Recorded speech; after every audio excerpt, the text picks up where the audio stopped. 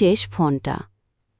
একটা বিকেলের আলোটা জানালার পর্দা ছুঁয়ে ঘরে পড়ে আছে। ঘরের এক কোণে বসে আছেন ছেলেটির মা। চোখের কোণে কাঁচের ফ্রাঁচ, কপালে একটু ভাঁজ, দাঁতে দাঁত চাপা হাসি, যেন অভ্যস্ত কোনো অপেক্ষা। ছেলে এখন শহরে, বড় অফিসার। শুরুতে প্রতিদিন ফোন করত, পরে সপ্তাহে, এখন মাসেও একবার করে না।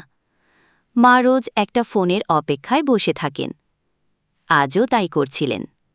হঠাৎ মোবাইলটা বেজে উঠল। চোখ জলজল করে উঠল তার। অপরিচিত নাম্বার। তিনি ধীর কণ্ঠে বললেন, হ্যালো।